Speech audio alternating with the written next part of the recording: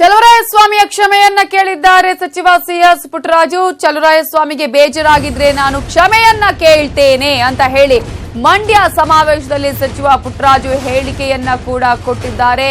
ಮುಂದೆಯಾದರೂ ಚಲುವರಾಯಸ್ವಾಮಿ ನಮ್ಮೊಂದಿಗೆ ಕೈ ಜೋಡಿಸಬೇಕು ಅಂತ ಹೇಳಿ ಈ ಸಂದರ್ಭದಲ್ಲಿ ನಾನು ಮನವಿಯನ್ನ ಮಾಡ್ತೇನೆ ಅಂತ ಹೇಳಿ ಸಿಎಸ್ ಪುಟ್ಟರಾಜು ಈಗಾಗಲೇ ಮನವಿಯನ್ನ ಮಾಡಿಕೊಂಡಿದ್ದಾರೆ.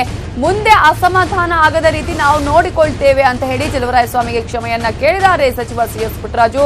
ಚಲುವರಾಯಸ್ವಾಮಿಗೆ ಹಿಂದೆ ಡೆಡ್ ಹಾರ್ಸ್ ಅಂತ ಹೇಳಿ ಟೀಕೆಯನ್ನ ಕೂಡ ಮಾಡಿದ್ರು ಪುಟ್ಟರಾಜು. ಬೆಳಗ್ಗೆ ಪುಟ್ಟರಾಜುಗೆ ಫೋನ್ ಮಾಡಿದ್ರು ಸಿದ್ದರಾಮಯ್ಯ. ನೀನು ಬೈದಿದ್ದಕ್ಕೆ ಬೇಸರ ಮಾಡಿಕೊಂಡಿದ್ದಾನೆ, ಇವತ್ತಿನ ಸಭೆಯಲ್ಲಿ ಕ್ಷಮೆ ಕೇಳು ಅಂತ ಹೇಳಿದ್ರು ಸಿದ್ದರಾಮಯ್ಯ ಸೂಚನೆಯಂತೆ ಕ್ಷಮೆಯನ್ನ ಕೇಳಿದ್ದಾರೆ ಪುಟ್ಟರಾಜು. ವೇದಿಕೆಯಲ್ಲಿ ಕ್ಷಮೆ ಯಾಚಿಸಿದ್ದಾರೆ ಸಿಎಸ್ ಪುಟ್ಟರಾಜು.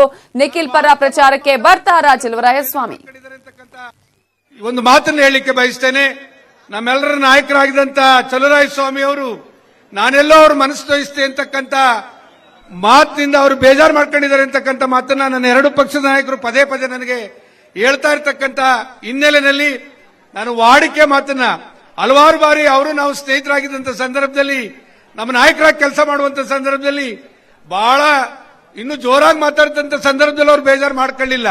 ನಾನು ವಾಡಿಕೆ ಮಾತಾಡಿದಂತ ಸಂದರ್ಭದಲ್ಲಿ ಬೇಜಾರು ಮಾಡ್ಕೊಂಡಿದ್ದಾರೆ ಅಂತಕ್ಕಂಥ ಮಾತು ನನ್ನ ಕಿವಿಗೆ ಬಿದ್ದಿದೆ. ನಿಮ್ಮ ಮುಖಾಂತರ ಅವರು ನಾನು ಕ್ಷಮೆ ಯಾಚಿಸ್ತೇನೆ. ಇವತ್ತು ಚುನಾವಣಾ ಸಂದರ್ಭದಲ್ಲಿ ಒಂದು ವಾಡಿಕೆ ಮಾತಿದೆ, ಗೆದ್ದನ್ ಸೋತನ್ ಸತ್ತ ಅಂತಕ್ಕಂಥದ್ದನ್ನು. ನಮಗೆ ಈ ಮಾಧ್ಯಮದವರು ಬಹಳ ತೀಟ ಮಾಡ್ಬಿಟ್ರು. ಅವತ್ತು ಯಾವುದೋ ಕೋಪದಲ್ಲಿದ್ದೆ, ಆ ಮಾತಿಂದ ಅವ್ರಿಗೆ ಏನಾದ್ರೂ ಮನಸ್ಸಿಗೆ ಬೇಜಾರಾಗಿದ್ರೆ ನಿಮ್ಮ ಮುಖಾಂತರ ಅವರಲ್ಲಿ ನಾನು ಕ್ಷಮೆ ಯಾಚಿಸ್ತೇನೆ. ದಯಮಾಡಿ ಇನ್ನು ಮುಂದಾದ್ರೂ ಬಂದು ಜೆಡಿಎಸ್ ಕಾಂಗ್ರೆಸ್ ಪಕ್ಷದ ಮೈತ್ರಿ ಅಭ್ಯರ್ಥಿ ಪರವಾಗಿ ಮತಯಾಚನೆ ಮಾಡಬೇಕು ಅಂತೇಳಿ ಅವರಲ್ಲಿ ಕೈ